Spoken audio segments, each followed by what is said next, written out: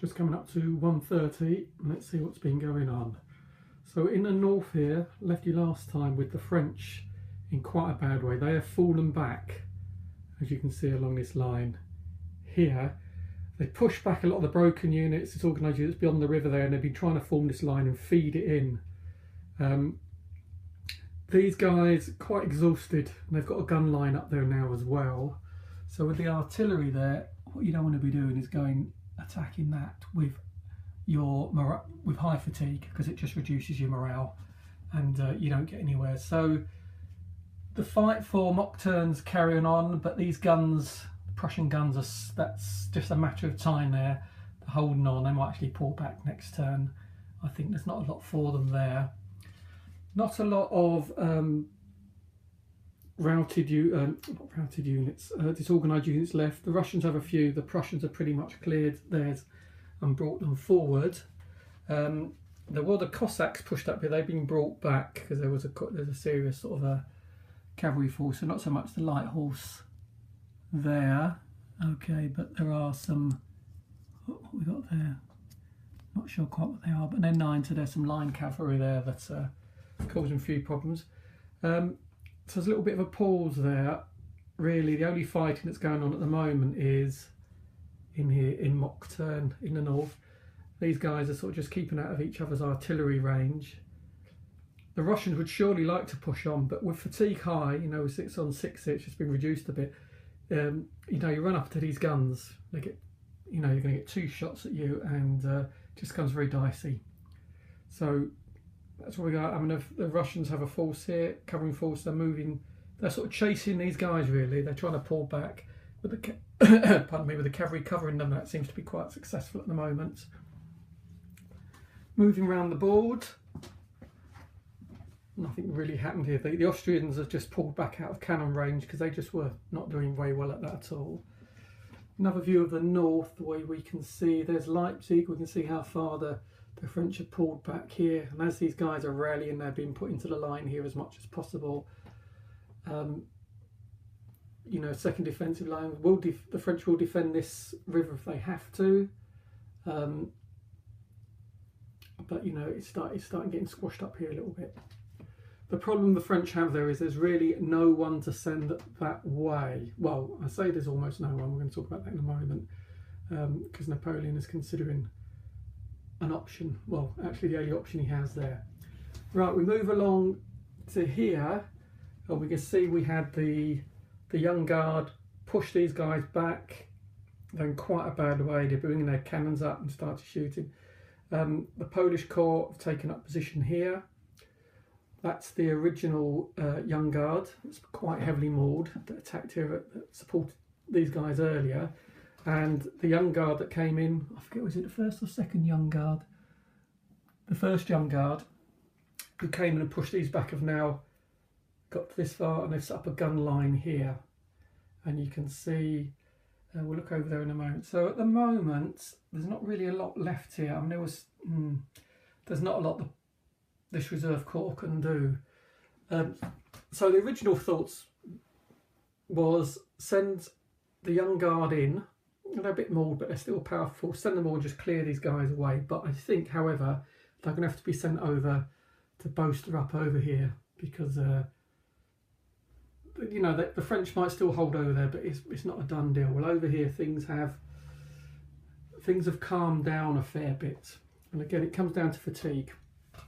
So if I step back here, we can see that the French line has moved back here.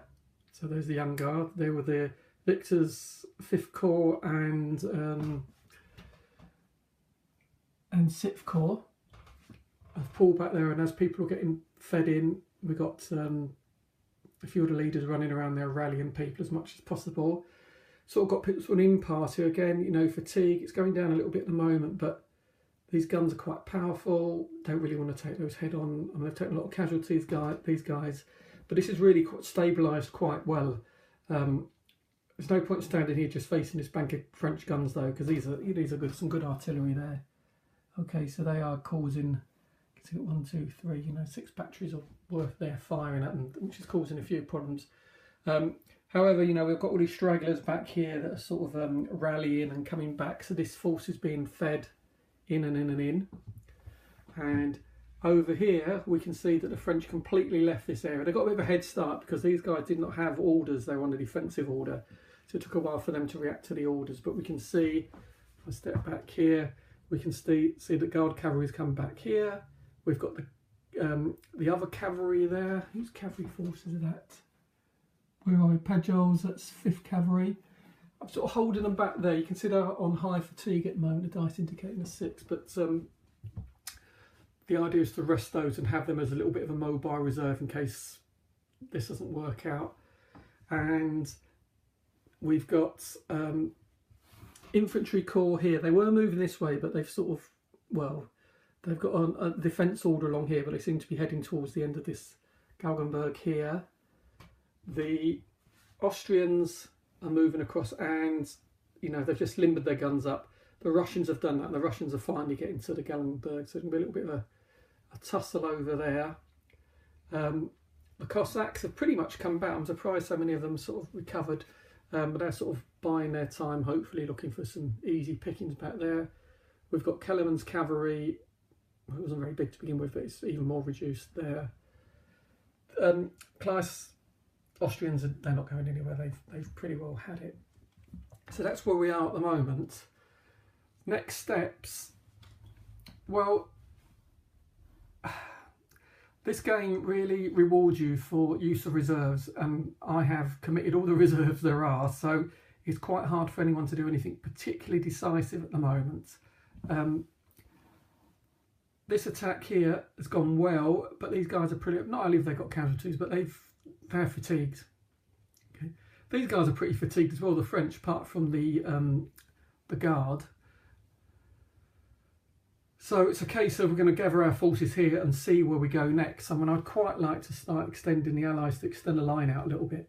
You know, let's stretch these out, because we're making it too easy for them. They concentrate their guns and forces here. We're not using our numerical superiority there at all. These guys have gone. All I can really do there is set up artillery and keep these guys honest. So at least that's going to keep the Polish corps there. The old Guard is here. I'm not going to commit them to the front line, but they're there just in case, and they have got their guns forward here, which is helping take on these lines. I nearly went for it with the cavalry. Didn't quite get there. Didn't quite get them in good order in time, unfortunately. The Russian Guard cavalry. Looking back over the board there, you know, this is a worry. That's going to fall. Mokhturn's going to fall very shortly. There is some more Russians coming on, but I don't think that's till about 3 o'clock. Is it 3 o'clock? Let's just have a look at my sheet over here. What was it, 16? Yeah, 3 o'clock. I mean, there's no great rush to finish the battle today. I mean, I think if we can push these back and again try and stretch out the line a little bit, especially with another corps coming on, stretch out the line. Let's go over here somewhere. You know, I think the problem with what I've done with the Allies down this part is I've been too concentrated.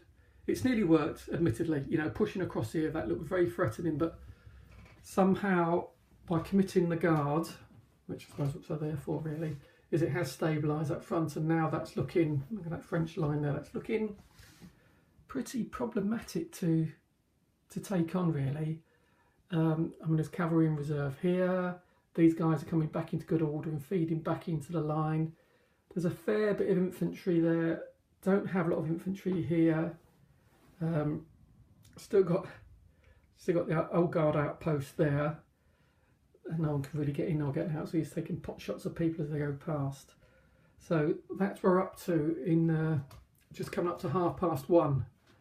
I think the next 2 hours, again, I don't know, a lot's going to be happening. I think it's going to be a case of recovering fatigue before the Allies launch their attack, or maybe the Allies even think they've sort of done enough for today. I don't think so. I think there's still something to be done over here. I think we need to spread those guys out. Maybe we can punch a hole in it. We're never going to punch through that thing. It's just too difficult. So stretch out and see what we can do. There is the Guard cavalry there that makes that quite tricky. But there are a lot more Allied guns there, and they're not in position at the moment. There's only a couple up here. that were doing well when they were just attacking the few French squares that are there, but now this other artillery there. So that's what's going to happen there. Here, you know, just keep pushing on. But again, I think stretching out the line. So we can stretch this line out. 3 o'clock, bring the other corps in, which is going to come in from Hull. It's going to come all the way from down here. And maybe the new corps can just push through. We'll see. You know, maybe, who knows, might even get into the outskirts of Leipzig by the end of the day. I think that's probably quite unlikely. Okay, there we go then. 1:30 turn.